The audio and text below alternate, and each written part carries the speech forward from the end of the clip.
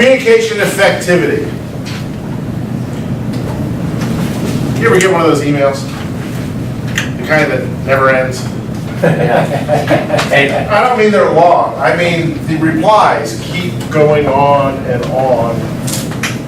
and you can't seem to get to a conclusion. You're arguing about something. You ever wonder why that happens?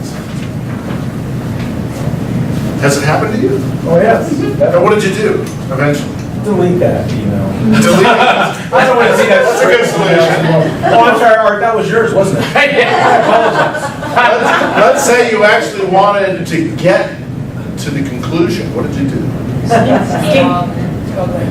Throw it away. No, Skim? Okay, but if you were arguing about something, where did you finally wind up? What did you do? Pick up the phone. Where about you go?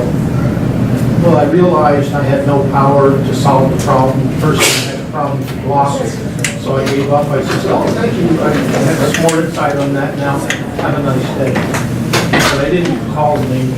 So. I like your answer. I like all of your answers. But your observations are perfect, right? You don't have any power sometimes. Or maybe you just have to do something different. But why? Why does it matter? We're here at Toastmasters to learn how to communicate. Eventually, some of us get into leadership and we have to communicate even more, right? Because you cannot lead without communicating. Can you lead without communicating? No. Can you communicate without leading? Yes. Oh yeah, we do that all the time, right? I mean, for fun or simply a failed leadership attempt. What I want to do today is give you some ideas, break down the constituent parts, the different kinds of characteristics associated with the media that we use every day, and explain to you why they work and how well they work in certain conditions. We've already agreed that email doesn't always work, does it? Maybe the phone is better, but why? It was a rhetorical question. If you've got an answer, I hope it's the same one that we'll be getting to eventually. Let me tell you why I got interested in this topic. Years ago, I was working for this little company. There were about 5 engineers. I'm an engineer. My background is in software engineering. There were only a few of us, and we got to the end of the program, and all of a sudden, even though we thought everything was going well, we wound up in the red. We wound up not making money, which is bad if you're in business to make money, right? I kept thinking about what happened. The engineer who had been in charge of the mathematics module for this communication system had been telling management, yes, everything's going fine, it'll be on time, it'll work. And when it came time to put all the pieces together, everything wasn't fine. In fact, nothing was fine. That module did not work. Whose fault was that?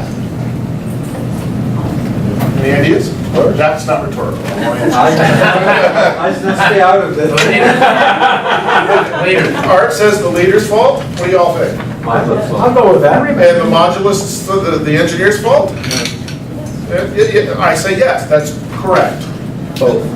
The answer, just like Janet said, not Janet, Jarnett, Laura Jarnett said, yeah, the answer is yes. The manager, as I thought about this, had asked the question, how are things going? But that's a fairly inspecific question, isn't it? Did not check up, did not have in place the kinds of mechanisms that would make sure that things were actually working. The engineer, on the other hand, did not offer the information that maybe things weren't going as well as had been hoped, and did not ask for help. I wanted to know, why did this happen? And I started delving into communication theory to find out. Any engineers in the room? Okay. How do you mostly communicate at work? Email. Email. Yes? Why? Because it's fast to send, and you don't need to communicate in person. See, now right there, two interesting answers. Did you hear her? Basically what I heard was, it's because we have it, and everybody has it, and I don't have to talk to anybody in person. That's a cultural bias, isn't it? We are taught, I say we, I'm an engineer, we are taught to communicate with machines better than we're taught to talk with people. I'm an engineer, and it took Toastmasters to get me up in front of you guys. Engineering school was never going to get me there. So good for you engineers in the room. Not always true, but in my case it certainly has been. What I want to get to here is this transition from not speaking, not understanding why our communications are not getting across, to understanding the mechanisms so that we can use them in our daily lives. What happened in that case was they were using emails and they were using hard printed reports, but they weren't talking face to face. And I couldn't help but wonder if the manager, who's over here, the manager had talked to the engineer face to face, then maybe they would have figured out, oh, we need to do something a little bit different. It's not going as well as planned. In the process of doing that,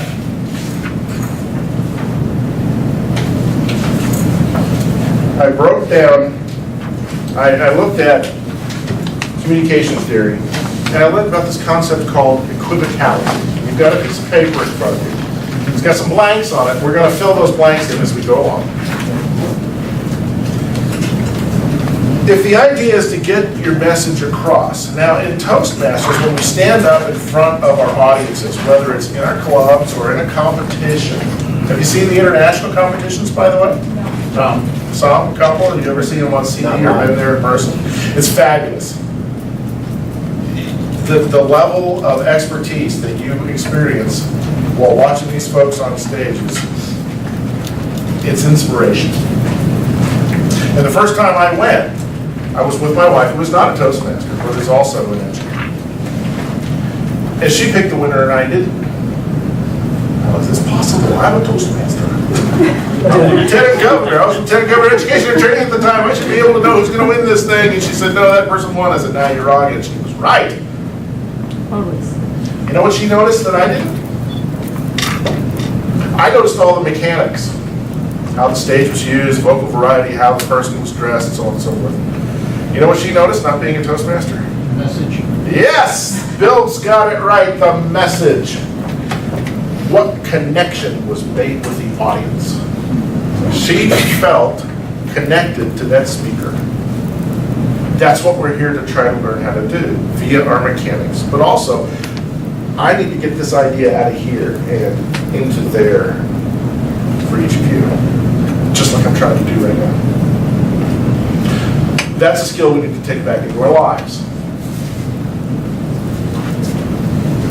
Being an engineer, I like to break things down, right, into their constituent parts, understand those parts, synthesize them together into a system that works for me. And we're going to try to do that today. Communication equivocality is a concept that relates the ability of a medium, into what those are, to relay the content of the message. That's all we're talking about. How do I get the message across? That's what that really means. What kind of media do we deal with? We already mentioned email. What else do we have? Phone. Phone, text. Video. What did you say? Text. Facebook. Facebook, right? Instagram. Has anybody mentioned Person to person. talking to each other? Right. What? How, I think voicemail. how antiquated is that? It's actually Printed material is a medium. Television, teleconferences, video conferences. Somebody's will be viewing this high out there in the future.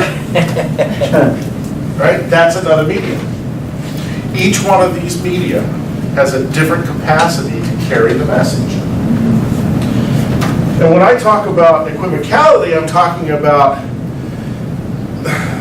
the confusion that can occur, not understanding things the same way. Now, as an engineer, one of my jobs is to write requirements for government contracts. Anybody write contracts of any kind? What do you do? Are you a lawyer or? No, engineer. Engineer, okay, what about you? Engineer. Engineer. Any non-engineers who have to deal with legalese? Go ahead, shout it out. What do you do? Restructuring Oh, of that's an good. international religious organization. Okay, what else? He's in real estate. Real estate, good. For the government. Okay, so have you bought a car? Of course. Of course. Well, some, you know, oh, you're right, we're in Southern California, of course you bought a car. Didn't understand it though. That's right. The language in the contract is written for what purpose? Yes. For lawyers. Screw the consumer? No, let's be a little bit more altruistic here. The language in the contract is written in such a way such that it can be understood, it's supposed to be understood in only one way. Now, courts exist because that doesn't always happen, right? But the hope is that when you offer so much money for a car, and you expect to get certain things like the car and service and whatnot, a certain level of utility, the contract makes all of that come true in a commitment, doesn't it? Offered, accepted, supported by consideration for those of you who took that course. The point is that the language is supposed to be written very specifically so that it can be interpreted in only one way, so that everybody understands it the same way. Area governors? Okay, yes, I know, okay, so currently serving or about to serve? Currently, she's about to. All right, so when I'm going to start with you then, because you're currently serving, but you have most likely just experienced the same thing. At some point, somebody came to you and said, what's your name? Glenn. Glenn. Glenn, I'd like you to be area governor. I think you'd be good at it. I think you should do it. I will help you. Will you do it? Yeah, I said no. Okay. And yet you're At doing it first. now. At Okay, first. all right. But the point is that what was going through your mind at that point when you were asked that question? Oh, what exactly was going through? What is it there for me? You're talking about the conversation I had? Yeah, when somebody offers you this position, what were you thinking? Well, first of all, when the person asked me who was division governor, I knew he needed area governors. Okay, but what was your first, let's say your concern? What made you start thinking about whether I or thought not it was going to be overwhelming. Okay, so you were thinking, what's it going to take? Yes. How much of a commitment is this? What will I have to do? How much time will I have to spend? Did you have that conversation with your district governor? No, I did not. Okay, what about you? Glenn invited me, and he was so energetic. And he said, I'll help you, and I got you through. And actually, what I thought about is, what is in there for me? What Okay, am all I going right. to gain? What I'm trying to get at is, at some point, the first thing you're trying to figure out is what's involved, Yes. right? I explained to her what was involved. Yes. Okay. He did. He went So there. at that point, what you're trying to do is clarify. But If I just- it wasn't explained to me. Okay, and so, and you probably had trouble with that. But I learned from that lesson, that's why. Exactly. The reason I bring this up is because there was equivocality in the matter. What is area governor? And then somebody tells you, and maybe they forget something. Maybe it's just one word, right? It's 1 year. In a sentence, what's that? It's 1 year term. That's the minimum term. By the way, If you don't understand what's being asked or offered the same way as the person doing the offering, do you really have a commitment? How can you make a commitment to something if you don't understand it the same way? That's why we have contracts. And that's where equivocality comes in, because a word or a meaning, a phrase, is not just uncertainty, right? You cannot know what it means to be an area governor. But equivocality comes down to maybe there are different ways to interpret this, and adding more information doesn't actually solve the problem. right? Uncertainty can be solved with more data. If I tell you more, then you will know. But with equivocality, there can be differences of understanding. And from some of the accents I hear in the audience, that frequently happens for folks that, for whom, let's just pick English, is not their first language. Happens all the time. I was in Mexico for a week, a month ago, and I haven't studied Spanish since grade school. So when I went down there and people were talking to me, I had a lot of trouble. I got through it because we just kept talking and talking until I finally figured out, oh, it's that door, not that door, or whatever. But adding more data frequently doesn't solve equivocality. And we want to get rid of that equivocality. And another word for equivocality, just to prove the point, is ambiguity, which is a word that more people are familiar with. It's ambiguous. What does it mean?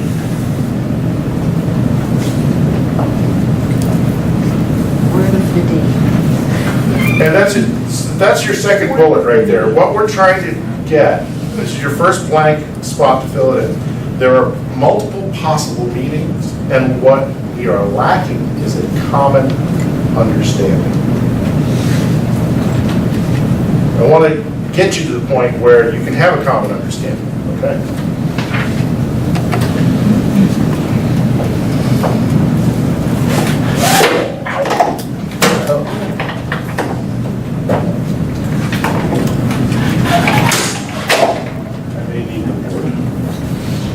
So let's talk about media richness. We talked about the ability to convey the meaning.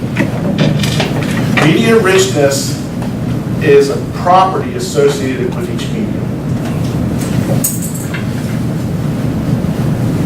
And in fact, the best way to measure it is by how quickly the message can be conveyed without any equivocality. Right? And I think that's your next. It is. It's your next blank spot. How quickly a common understanding can be achieved. We talked about the email flame wars. They go on and on. You are not reaching a common understanding. You each think that the other person is a nut. Right? But if you pick up the phone and you say, what I meant was, or my keyboard is stuck on caps lock, I'm not yelling. Or, and this really happened at a place that I worked. There was a fella, he couldn't see very well. He did everything in all caps and giant font, like size 48 characters. And he would say, but people didn't all know that. They'd receive these emails and it looked like he was screaming from on high. So, no, he couldn't see. And once they understood that, oh, that's just Tom, you know, the guy's blind. Oh, okay. But he would forget to explain that. That's what he was used to.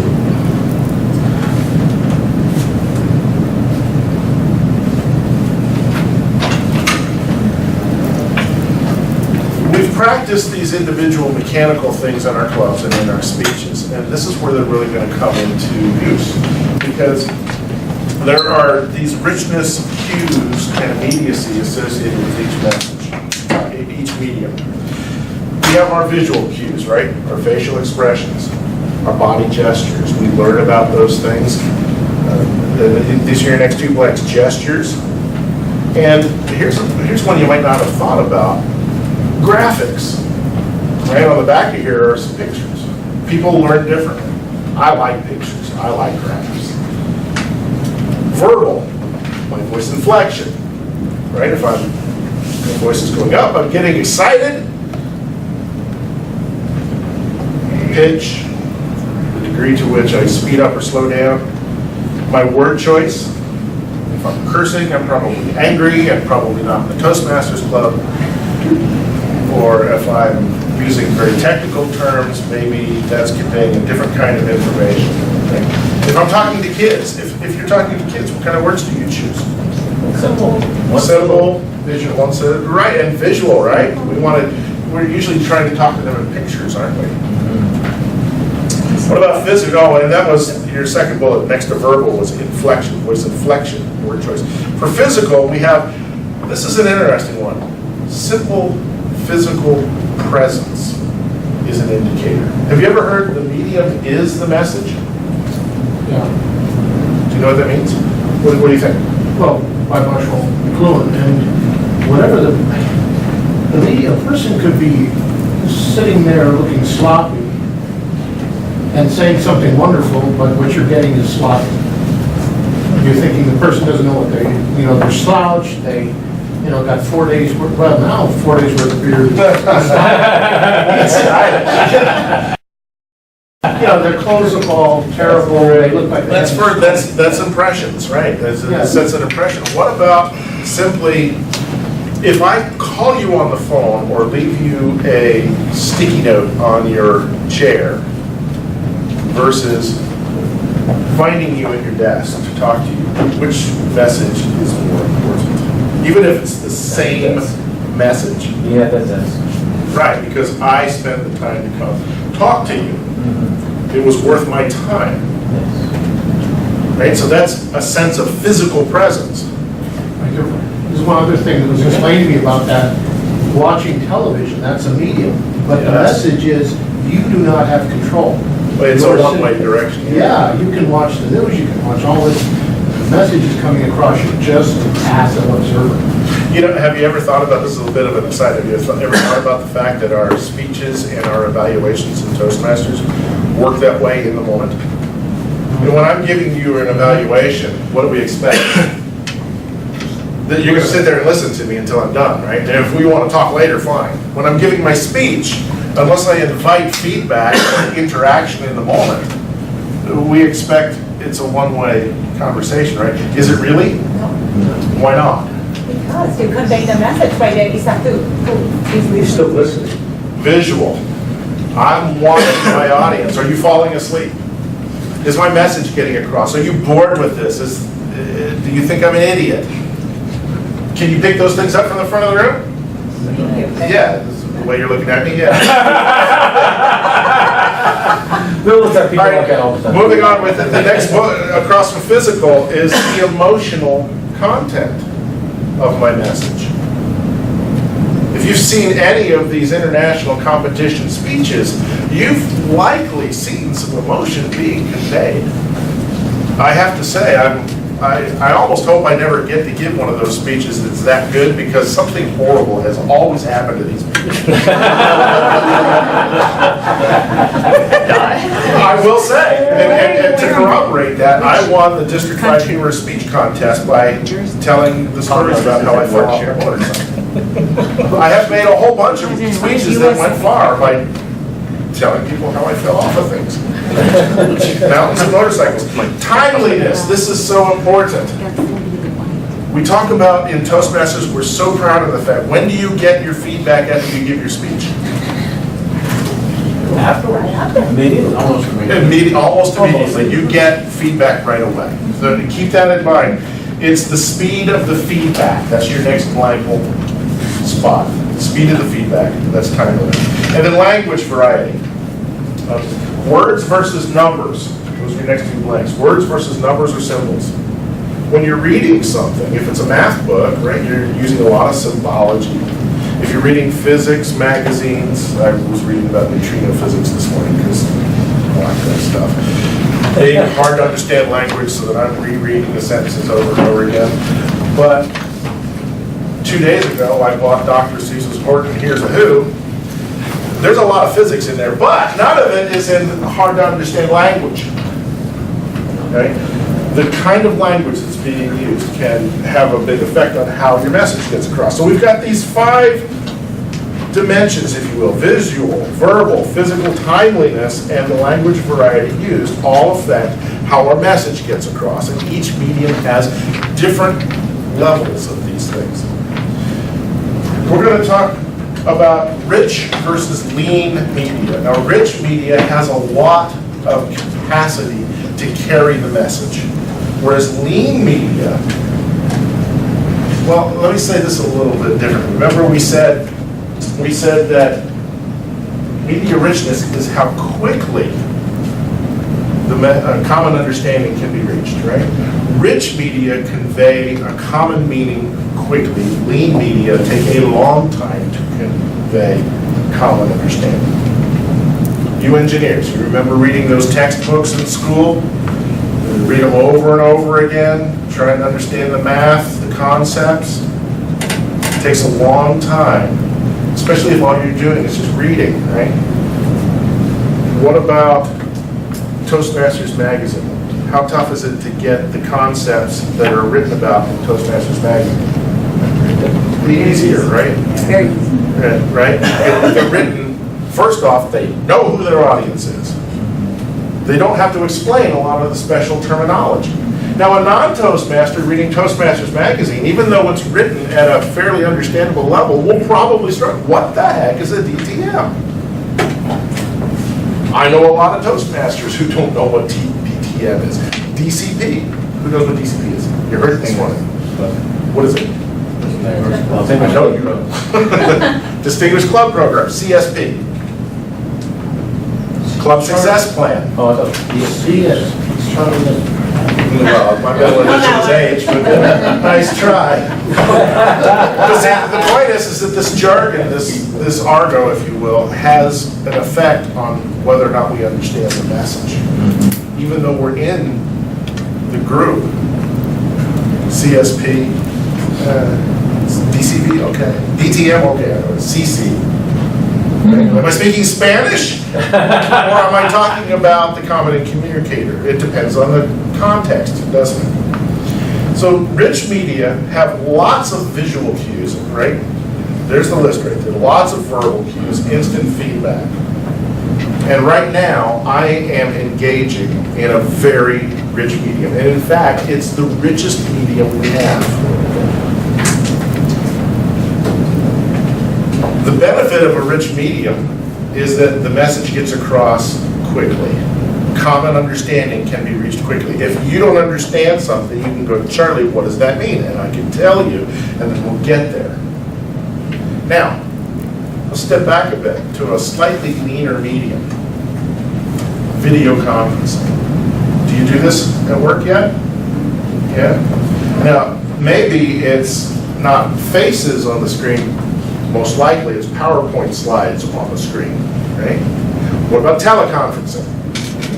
I do a lot of that these days, right? I mean, you can get free services, you don't have to pay a lot. It's a lot, the barrier to entry is a lot lower than it used to be. But each time you take a step to these other media, you lose a little bit of the richness.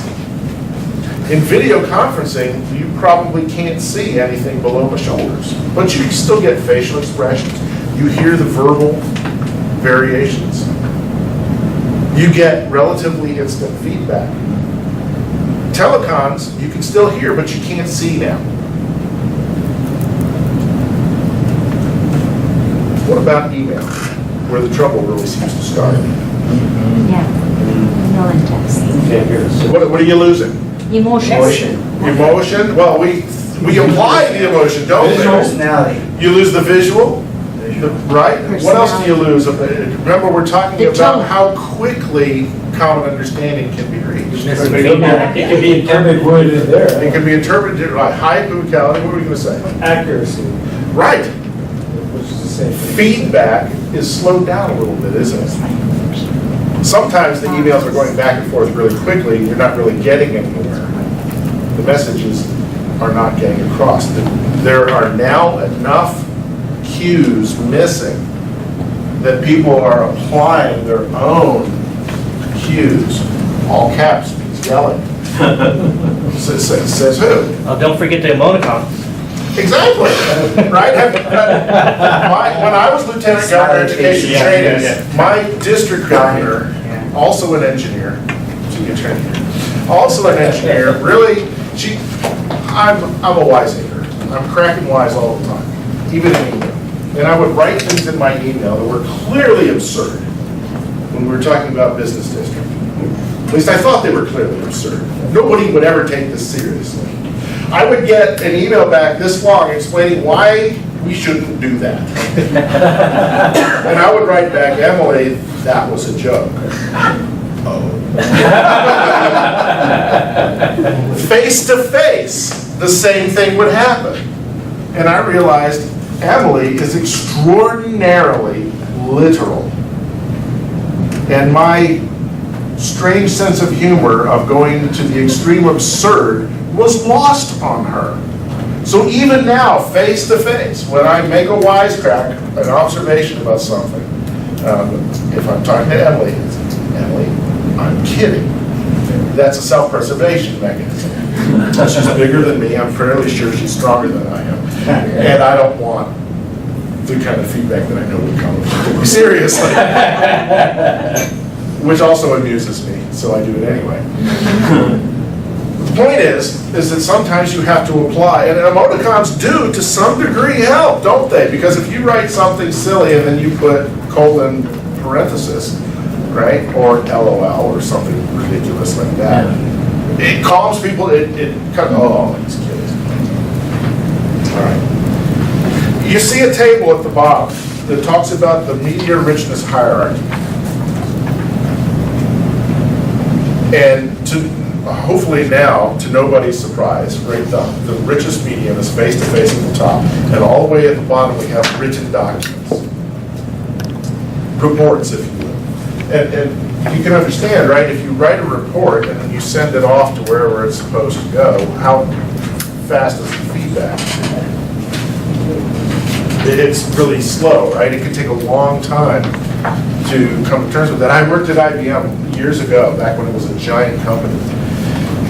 And the German, I heard this story, the German subsidiary was, I guess, miffed a little bit at the number of reports that they had to write. A big, thick stack of paper that had to be sent in on a regular basis.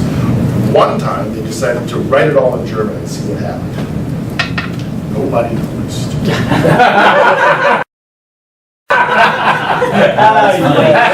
There's a communication effort that failed. But it was instructive. Embarrassing. Yeah, maybe that explains why they're not as big as they used to be. So there's a difference between written and documents down at the bottom, right? I mean, email, for one thing, the advantage to email is it's convenient. And that's why it gets used. I studied, I told you I was in this experience where something went wrong in a program. I was in a business, what do I want to say? I was in a graduate business course program at the time. And for my thesis, I studied all this stuff. That's why, in fact, I referenced my thesis for most of the information I got out of this for the communication stuff.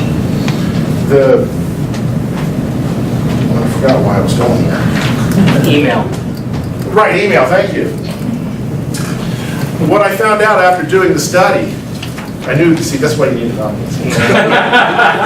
Well, what was my point? The problem was that I was trying to study how, as a software development program went, and 15 years ago, if I tried to explain this to a group, most people wouldn't get it, but software is so much a part of our lives, and we've seen the government fail at it horribly, right? The website for healthcare was blamed largely on the poor integration of the various software components. As a program starts, the uncertainty is very high. We don't know how we're going to get there, but we'll figure it out, and eventually, as you figure things out, it's supposed to get more and more certain. We know how to get there, we know how to solve the problems, and I was curious to find out, do engineers recognize that level of uncertainty and use the appropriate medium as they go along? That is, would they use face-to-face in the beginning to try to understand the requirements, the user's needs, that kind of thing, and then as they went along and they went through analysis, design, test, and delivery, did they start relying on leaner and leaner mechanisms because you didn't need those richer things? And the answer was no, they don't. They all use email all the time. Why? Because it's convenient. Everybody has it, and I don't have to talk to somebody face to face. It was an engineering thing.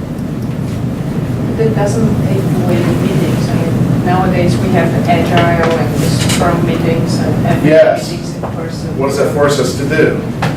Communicate in person for very short time. She's talking about a software technology, development technology that forces people to sit in the same room and talk to each other. There's a book that tells you how to, there are several books. There's a whole mechanism that tells you how to do this. I swear, it's a conspiracy to make engineers sit and talk to other humans. Well, there are Google has a lot of apps where people can sit, and it's free download. Yeah. Google Docs, they can all sit and communicate and edit documents at the same time. That's good. And they don't need to be in a meeting. So what that means is that the immediacy has been increased. The advantage to email is that no matter where you are in the world, It accelerated things, it's more fast. that's right, faster feedback. Email gets your message out quickly. You can get feedback rather quickly too. It might not be the kind of feedback you were looking for because the cues were missing. No, I was only kidding. Or you misunderstood me. I didn't say I wasn't going to deliver it in 40 hours. I said I would deliver it in a week. I mean, at the end, it comes to the combination of all these skills together in order to make it effective. Right, so we're trying to create effective communication, right? And you can see that in this media richness hierarchy, we have some choices to make. And on the top of the back, right, our ultimate goal is to make sure that we're understood, that everybody understands things the same way. And in fact, the only way we're going to get there is to consider the need we have to communicate and the capacity of the medium to carry and satisfy that need, carry the message and satisfy that need. Right? So we want to match the capabilities to the need.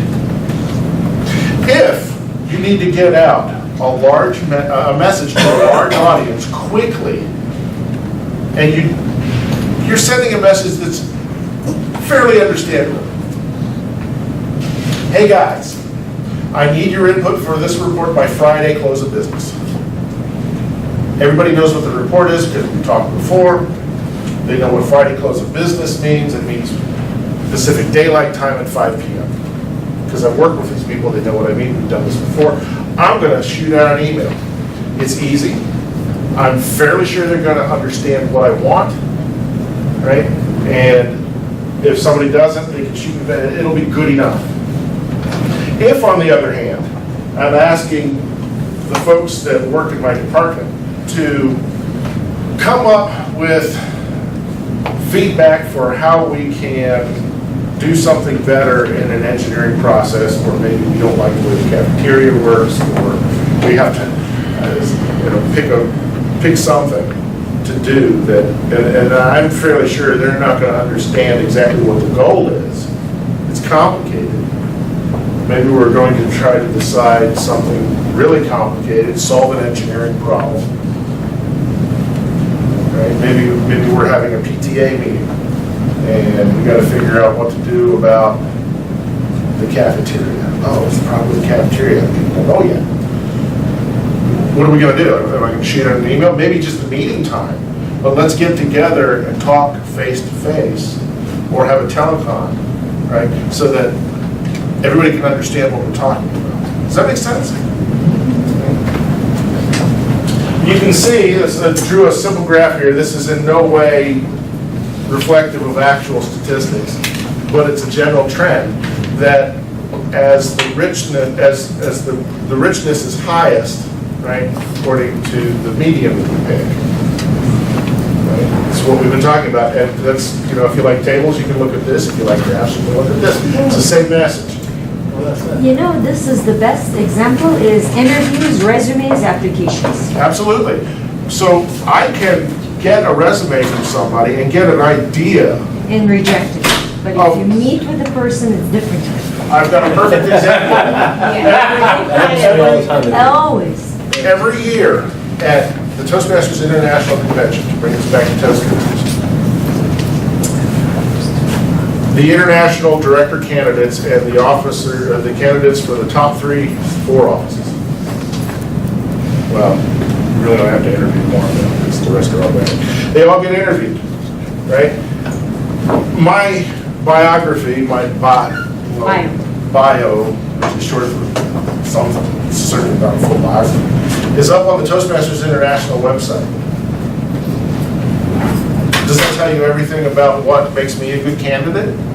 Nope. No, you want to come by and talk to me and find out what's this guy going to do for the organization. So when I was doing that job years ago, I sat down, I watched one of the candidates for then third vice president, now second vice president, right, because they changed the way that works. The person who was going to eventually be international president of Toastmasters. And I saw him talk on stage, and I thought, this guy's a stiff. I don't want this guy to represent me. Then I sat down and talked with him, and I realized, Jesus, this guy's as sharp as a whip. This is the right guy for the job. Both communication events, one of them was one directional with no opportunity for feedback, right? No immediacy for feedback. And one, the richest meeting, face to face, I'm talking to you, getting immediate feedback, completely changed my mind, and I wound up voting for it. And he won. Because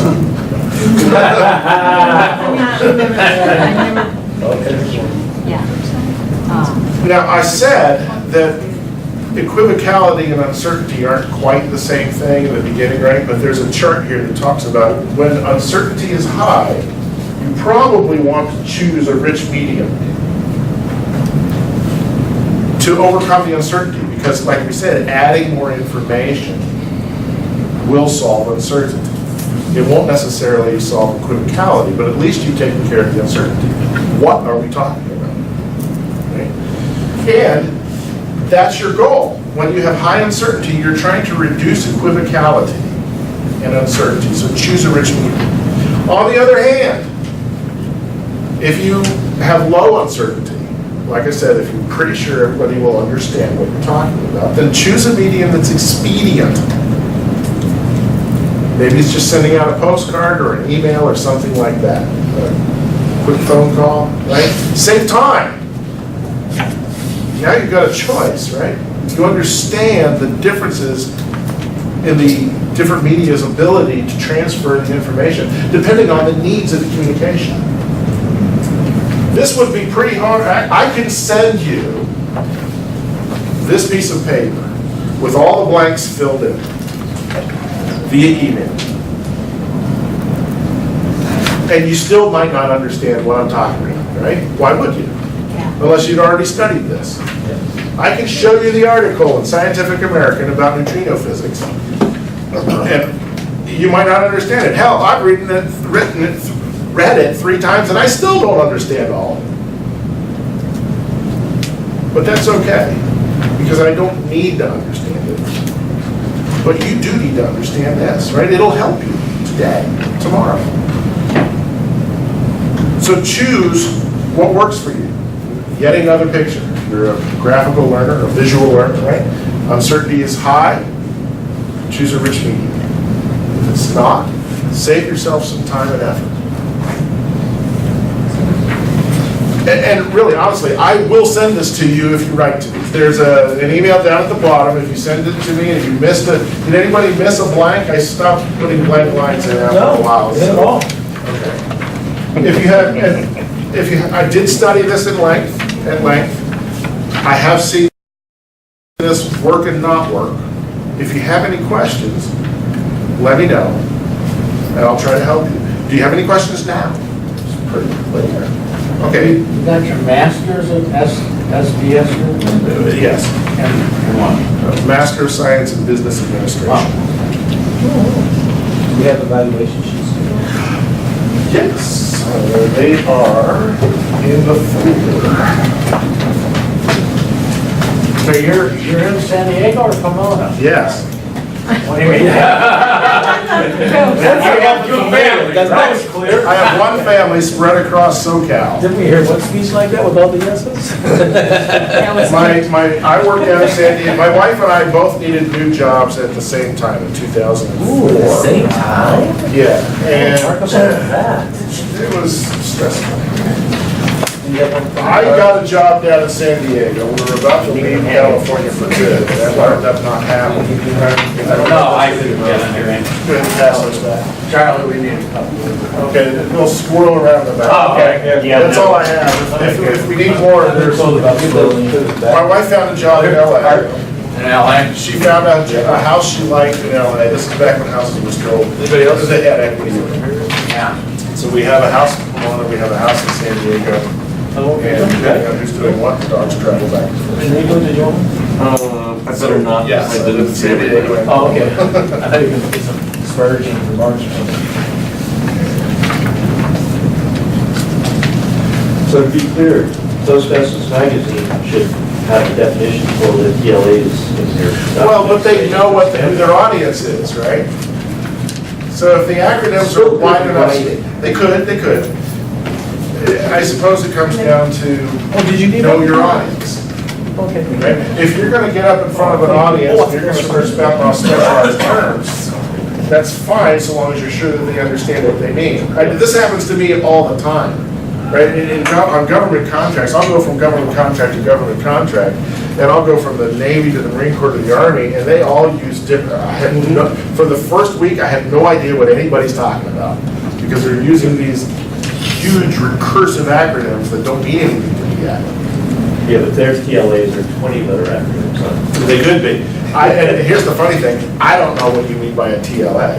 3-letter acronyms. Oh, 3-letter acronym, okay. See? Equivocality. But that was, we solved that. I asked the question, immediate feedback, okay, solve the problem. So take this stuff back to your clubs, practice it.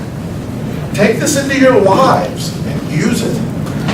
This is an opportunity for you to understand exactly what's going on, analyze the situation, and for goodness sake, if you see things going wrong, if the message isn't getting across, step up to a richer medium.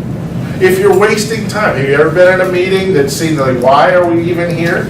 Hopefully not this one, but you're in a meeting and it just never seems to end. The guy hasn't said anything. Maybe that was a good opportunity for a broadcast email. It can work in both directions.